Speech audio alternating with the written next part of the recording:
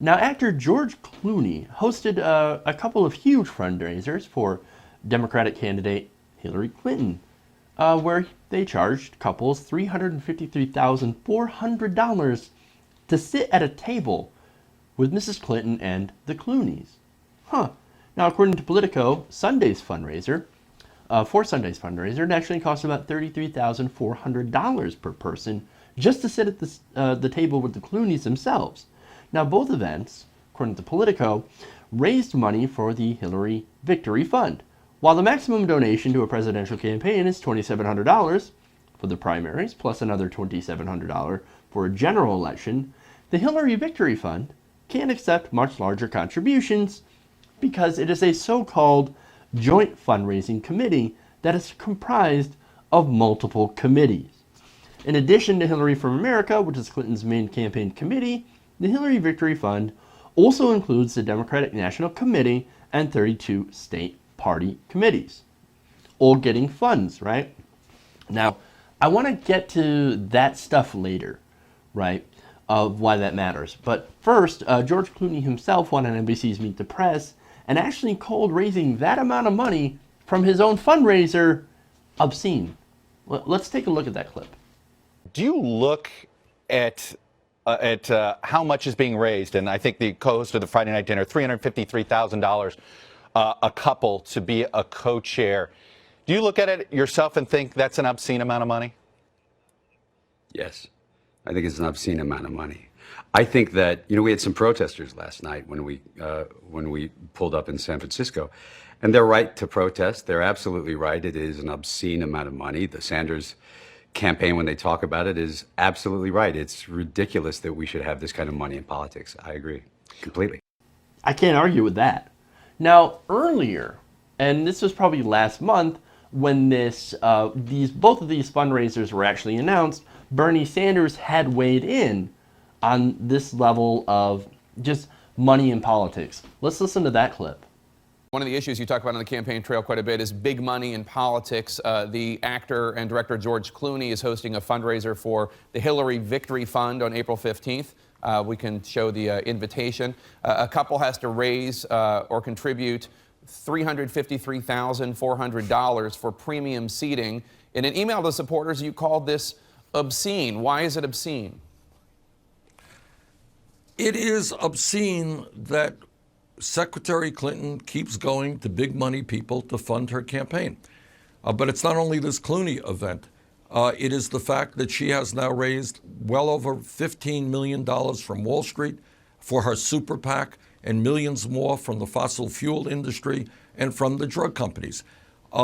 We have, on the other hand, received 6 million individual campaign contributions, a record number in American history, averaging $27 apiece. So I think what we are trying to do is run a campaign, to paraphrase Abraham Lincoln, of the people, by the people, and for the people, not just reaching out to billionaires and the wealthiest people in this country.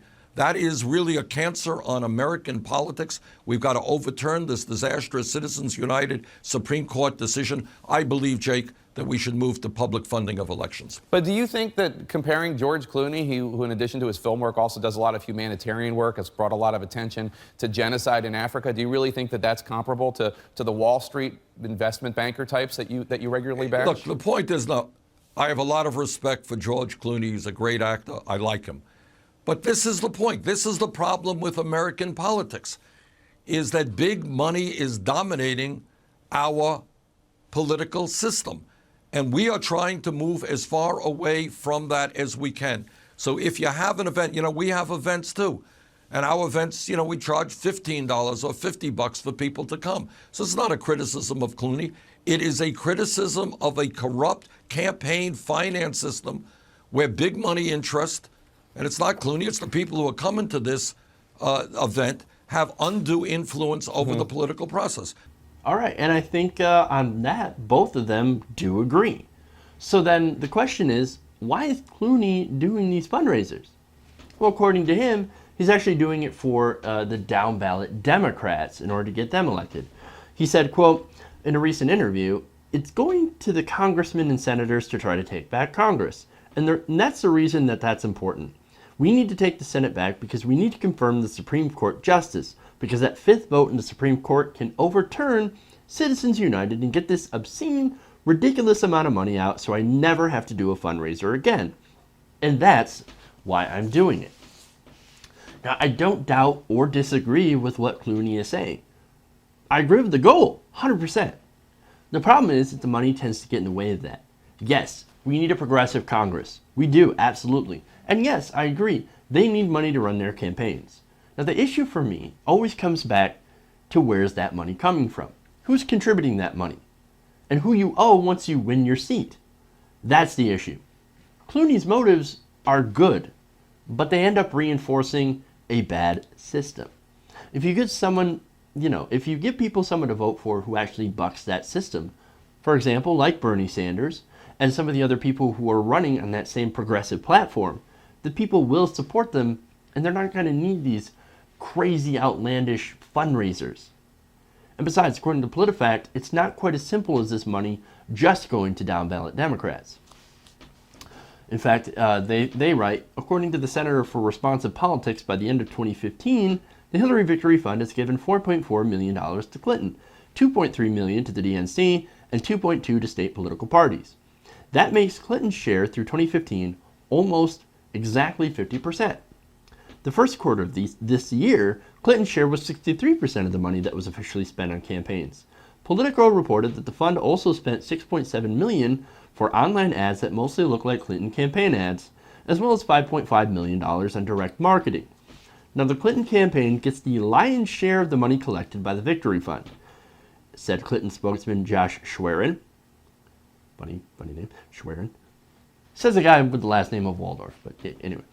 Because most of the donors give much smaller amounts, and everything up to $2,700 per person is earmarked to go to Hillary for America First. It's only when a donor exceeds that limit does the excess spill over to benefit the national and state Democratic committees. For example, in the case of the California fundraisers, Schwerin says, because the vast majority of guests at these events had already contributed $2,700 to Hillary for America, only about 1% of the proceeds for these events ended up being allocated to HFA. The rest go to the DNC and 32 state parties across the country to help elect Democrats up and down the ballot, including local and statewide candidates. So, essentially, since these same donors have already given the max to her campaign, the rest, by default, trickles down to the DNC and the state parties. So while in the end, that's sort of a good thing, overall, it's the system of big money in politics that is the bad thing. That's where all that money is coming from. So, once again, yes, good intentions, but once again, the money tends to corrupt everything.